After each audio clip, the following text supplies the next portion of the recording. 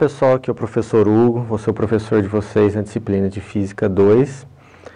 E essa é a nossa primeira aula referente à unidade 1, né, que trata de ondas. Os tópicos que a gente vai trabalhar aqui são o que é uma onda, tipos e algumas características, a equação fundamental da ondulatória, alguns fenômenos ondulatórios como reflexão, refração, difração, polarização, ressonância e interferência. Então, primeiramente, a gente começa com a definição de onda. O que é onda?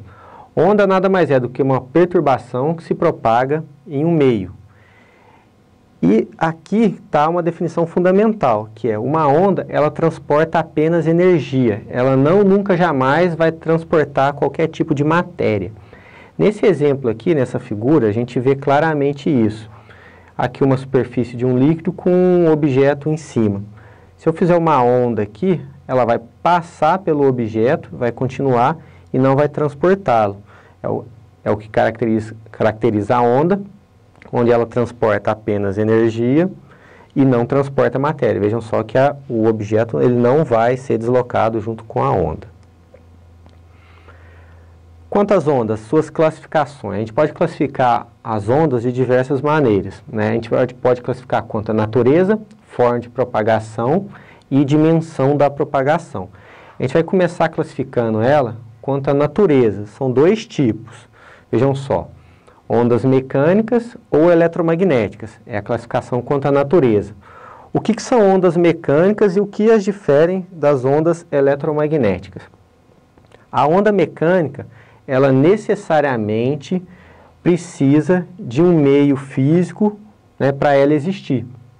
Vejam só, as ondas mecânicas necessitam de um meio para se propagarem. Ela precisa ter alguma coisa para ela acontecer. Alguns exemplos: som, molas, onda em uma corda, ou seja, tem sempre um meio físico ali para que a onda ela se propague. O ar, né, é um meio físico. Então, qual que é a diferença para uma onda eletromagnética? Na eletromagnética, pessoal, não precisa necessariamente de ter um meio físico para ela se propagar. A diferença é que a onda eletromagnética, ela consegue se propagar no vácuo. Elas se propagam também em meios físicos, no ar ou algum outro meio físico, mas elas se propagam também no vácuo, que é a ausência de tudo. Exemplos comuns, né, a luz, micro-ondas, radiação ultravioleta, ondas de rádio, né, dentre outras. Agora, a classificação quanto à forma de propagação. Elas podem ser transversais, longitudinais ou mistas. Então, primeiro, a transversal. Pelo exemplo aqui a gente consegue ver. Isso aqui é como se fosse uma corda esticada. Se eu fizer uma perturbação aqui, uma onda, vejam só, a direção de propagação da onda, ela é transversal à direção da corda, à orientação da corda. Vejam só, quando eu faço isso, eu faço 90 graus, então ela fica transversal à direção de vibração. Vejam só, uma onda é classificada como transversal quando sua direção de propagação é perpendicular da vibração. Vejam só, a vibração perpendicular, né, à sua direção normal.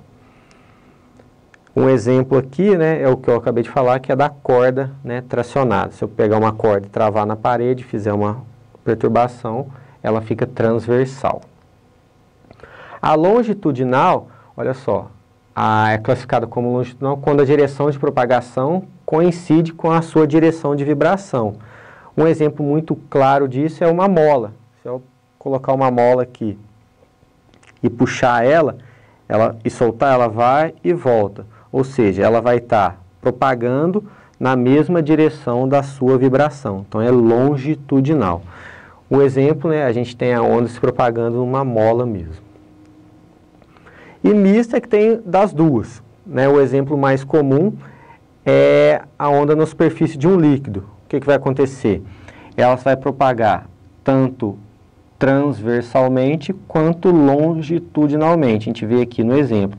Elas propagando transversalmente, aqui o transversal e o longitudinal vindo para cá. Então, elas propagam nas duas né, direções, transversal e longitudinal, ao mesmo tempo. Agora, quanto à dimensão de propagação das ondas.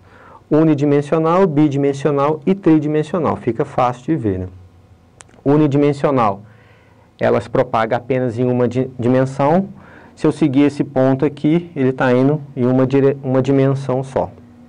É como se fosse uma linha reta. Bidimensional, se propaga em duas dimensões ao mesmo tempo. Se eu jogar uma pedra num lago, vai formar aquela onda, ela vai se propagar em duas dimensões. E a tridimensional, a gente pode imaginar 3 dimensões. A onda, a mais comum é o som, né? As ondas sonoras do ar, quando se propagam, né, elas se propagam nas 3 dimensões. Continuando.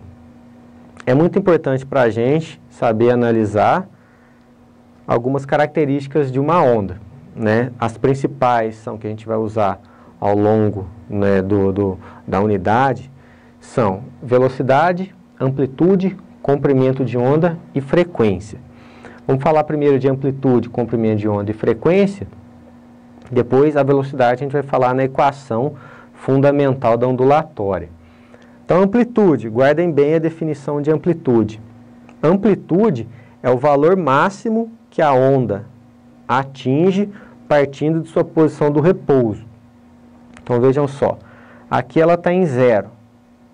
A amplitude é o valor máximo que ela chega. Então, esse valor de A aqui é o valor do ponto 0 até uma crista dela, ou do ponto 0 até um vale. Muita atenção que é do 0 até o valor máximo, não é do valor mínimo ao valor máximo.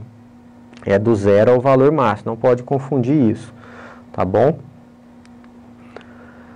Comprimento de onda. Comprimento de onda, vejam só, é a menor distância entre 2 pontos, vamos dizer, iguais da onda. Aí, pegar 2 pontos quaisquer fica complicado. Então, o que a gente faz? A gente pega 2 pontos, 2 cristas, vejam só. Um ponto de uma crista aqui, do B até o F. Então, isso aqui é o comprimento de onda. Eu posso pegar 2 pontos em que sua amplitude é 0, vejam só. Ou 2 vales, é sempre o mesmo valor. É a distância entre 2 pontos iguais da onda. Então, crista, crista, nulo, nulo ou vale, vale. Comprimento de onda, como é comprimento, né, a sua unidade é dada em metros. Frequência. O que é frequência de uma onda? Frequência de uma onda é quantas vezes ela se repete durante 1 segundo. Vejam só, 2 exemplos aqui. Aqui eu tenho 1 segundo. Quantas vezes ela fez o mesmo ciclo? Ela se repetiu 3 vezes. Então, a frequência é 3Hz. O que é Hz? Hz é Hertz, que é a unidade de frequência. Então, guardem bem o que é frequência. É o número de repetições da onda no intervalo de tempo de 1 segundo. Essa segunda aqui, ó, ela se repete 10 vezes em 1 segundo. Então, a frequência dela é de 10 Hz. Período. Então, já que a gente falou de frequência, é interessante falar de período também. Período, vocês podem guardar que é o inverso da frequência. Frequência é o inverso do período. Período é o tempo, tempo, então a unidade é segundos, é o tempo que demora para fazer uma oscilação inteira. Olha só, um período. A onda começa aqui e termina aqui. Porque a partir daqui ela começa a se repetir. Então, período é o tempo que ela demora para fazer uma oscilação completa. Tá certo? Essa relação aqui é interessante guardar. Frequência é o inverso do período, que é dado em Hertz, e período é o inverso da frequência. Então, se eu tenho um, eu determino o outro, se eu tenho o outro, eu determino. Tem frequência, determino período, se tem período, determino a frequência. E amplitude aqui, ó, nesse desenho ficou até melhor de ver, ó. Valor do ponto de repouso, 0, até o valor máximo. Essa aqui é a amplitude. Olha aqui o comprimento de onda, lambda. Ok? Continuando. Aí agora que a gente já falou de amplitude, período, frequência, é interessante falar da velocidade. qual é a velocidade de propagação de uma onda? Então vejam só, isso nos remete à equação fundamental da ondulatória. Isso começa como? Velocidade é ΔS por ΔT, lá da física 1. ΔS, como é que a gente vai substituir isso numa onda? A gente viu lá que o comprimento de onda é a distância de um ponto de onda, de um ponto da onda até o outro, né? Esse comprimento.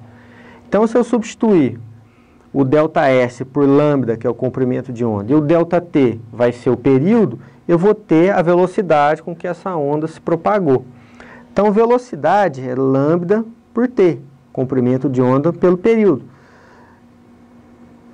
Ela ainda não é a equação fundamental, ela é só um ajuste que foi feito para chegar na equação fundamental da ondulatória, que é a mais comum que é utilizada, V é lambda vezes F. Mas é a mesma coisa que lambda por T, porque a frequência é o inverso do período.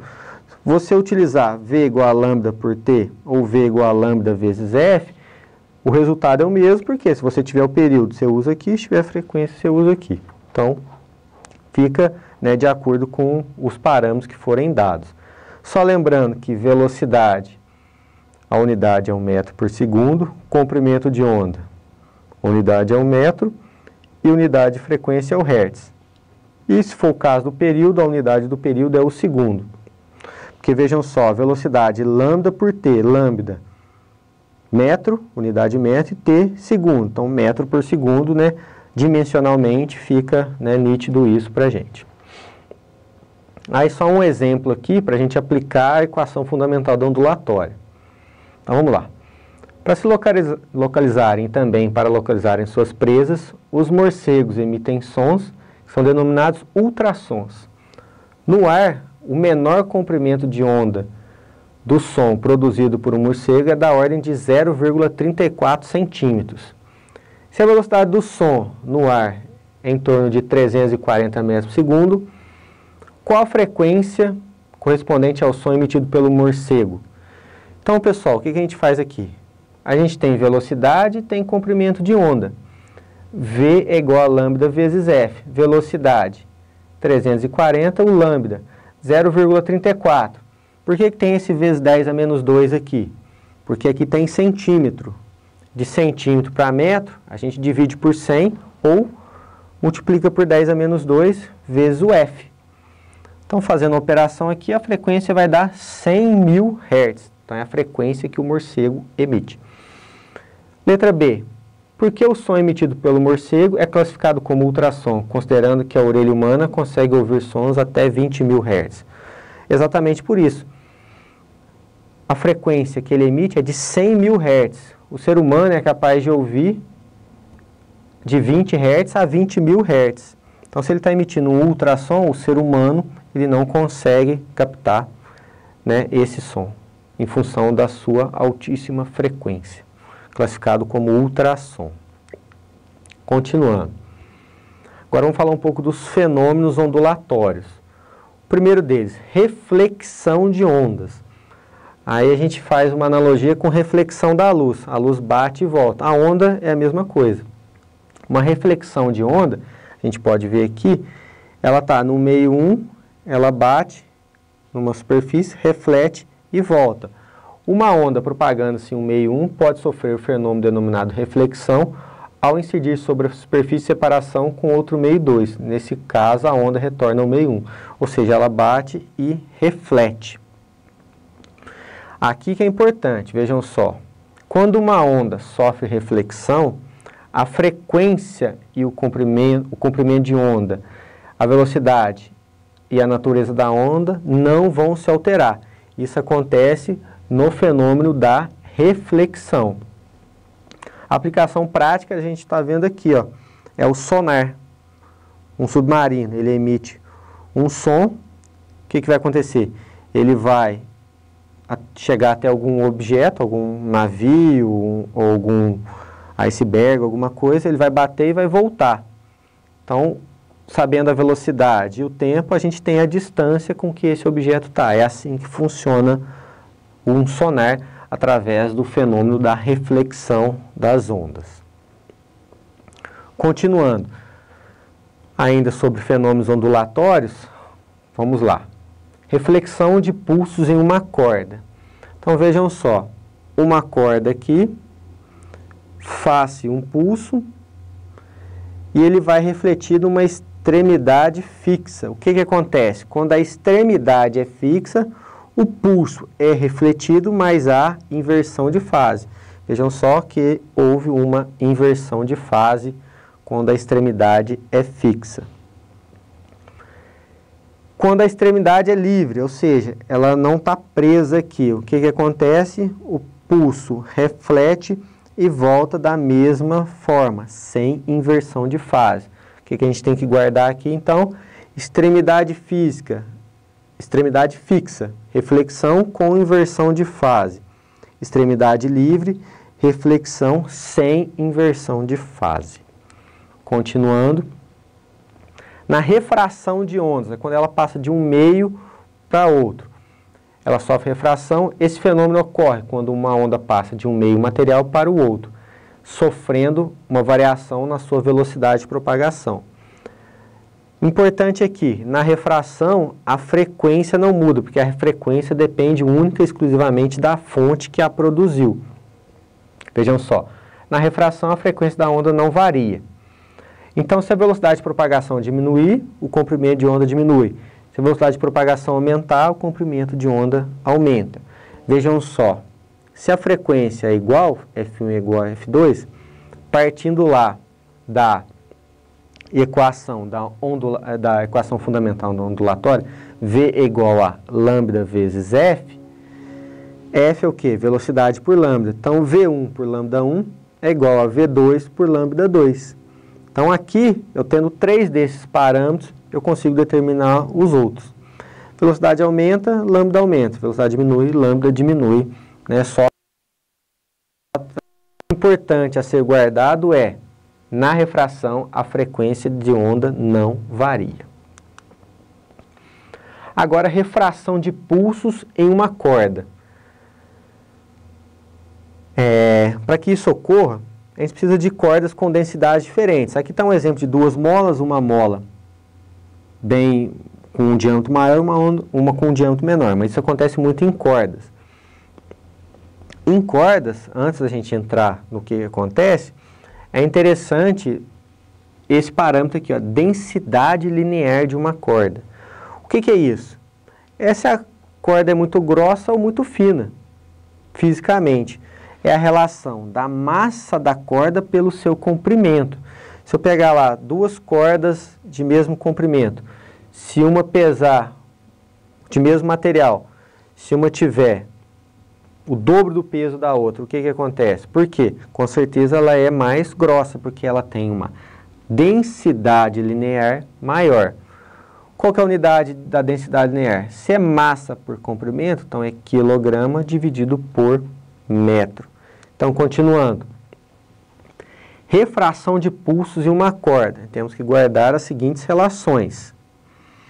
Quando o pulso passar de uma corda mais fina para uma mais grossa, ou seja, de uma com densidade linear menor do que a segunda, vejam só, densidade linear μ1 menor do que μ2. O que acontece? O pulso refratado, ele diminui, e o refletido acontece a inversão de fase. Nessa situação, qual que é a situação? Quando passa de uma corda mais fina para uma corda mais grossa, ou seja, a velocidade de propagação na corda mais fina é maior do que a velocidade de propagação na corda mais grossa, como a gente pode ver nas relações aqui, V1 maior que V2, e o comprimento de onda da primeira é maior do que o pulso refratado. Então, fica tudo muito nítido e claro nessa representação. E se o contrário acontecer, o que acontece? Passando de uma corda mais grossa para uma mais fina, ou seja, a densidade linear da primeira é maior que a segunda, o pulso refratado, vejam só, ele continua aqui, e o refletido não há inversão de fase. Vejam só, na corda mais fina a velocidade é maior e o comprimento de onda é maior. Vejam só que o comprimento da onda, o comprimento do pulso é maior. Então, para essa relação, temos que guardar corda mais grossa para corda mais fina, velocidade aqui na fina vai ser maior, comprimento de onda maior. O pulso refletido, refratado e o refletido não sofre a inversão de fase. Aqui um exemplo, um pulso de onda se desloca de uma corda 1 menos densa, ou seja, mais fina, e passa para uma corda 2 mais densa. Conforme figura, quais as configurações? Vejam só. Então, está da mais fina para mais grossa, o que vai acontecer? Velocidade menor, comprimento de onda menor, refratado. E o pulso refletido, o que vai acontecer? Extremidade fixa, inversão de fase. Outros fenômenos referente a ondas. Difração. A difração vem lá do princípio de Huygens. O que ele quis dizer? Que cada frente de onda é fonte de uma nova onda. O que isso aqui quer dizer? Se eu colocar uma onda se propagando aqui, e colocar furinhos aqui, quando ela passar pelo furinho, ela cria uma nova onda. Isso é muito nítido e claro no nosso cotidiano. Nesse desenho aqui fica mais fácil, a difração das ondas. A difração consiste na capacidade das ondas sonoras de contornar obstáculos. O que é isso? Se eu colocar uma parede aqui e falar, o que a onda sonora faz? Ela consegue contornar a parede, a pessoa atrás vai conseguir me ouvir. É a mesma coisa, olha só o desenho. Uma onda plana se propagando aqui, ela incide num obstáculo com um furinho de dimensão D. Passou pelo furo, ela cria a onda de novo, ou seja, o som passa. Tem uma condição para isso acontecer. A condição é o quê? Que o tamanho do furinho, o diâmetro aqui, ele tem que ser menor do que o comprimento de onda. Se o comprimento de onda da onda lá é 30 centímetros, o furo aqui tem que ser de 30 para menos. O fenômeno da difração, pessoal, ele é muito nítido e claro com o som. Né? O exemplo que eu falei, se eu colocar uma parede aqui, uma pessoa atrás lá, eu falando, ela vai me ouvir, porque o som consegue contornar. Mas e a luz? A luz não dá. Porque olha o exemplo aqui, ó.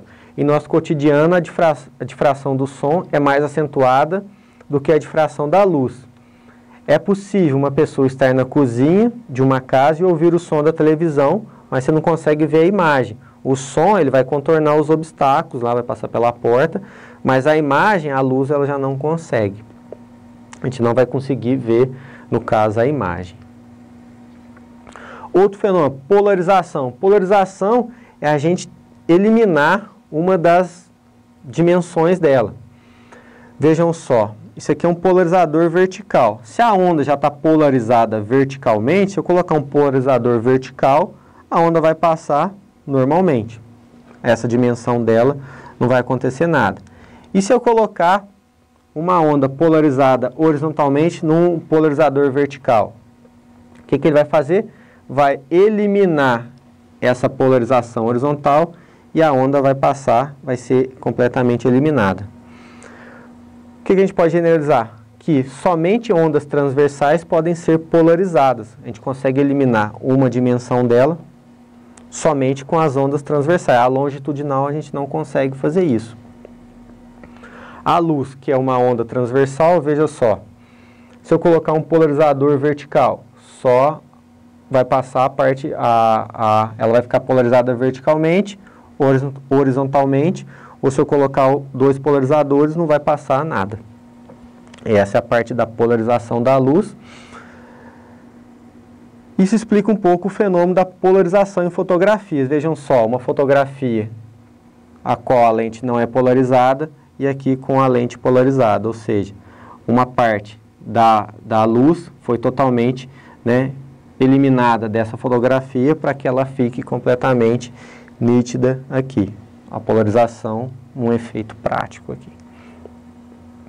E por fim, a ressonância. Ressonância, todo elemento ele tem uma frequência própria de vibração.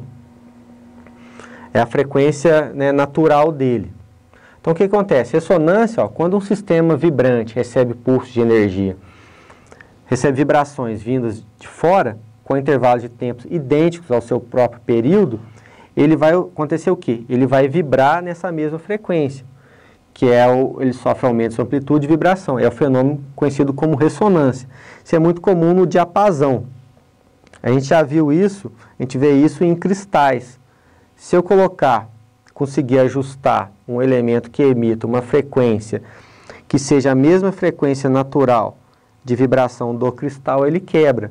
Um exemplo muito conhecido foi do exército marchando em cima da ponte. A ponte, com a sua estrutura, ela tem uma frequência dela de vibração natural. O pessoal marchando lá, infelizmente, conseguiu entrar na mesma frequência de vibração da ponte. O que aconteceu com a ponte? Acontece que quando o elemento vibra na mesma frequência, ela se destrói, ela entra na mesma frequência de vibração, né, e as partículas, né, se separam. Acontece o quê? Ela se quebra, né, no caso aqui o vidro, no caso lá foi a ponte. Outro fenômeno, a interferência. Existem dois tipos de fenômeno de interferência, que é a interferência construtiva. Percebe o que é uma interferência construtiva? Vai construir, vai aumentar. E interferência destrutiva. Na construtiva, vejam só, quando os pulsos estão em concordância, eles vão se somar.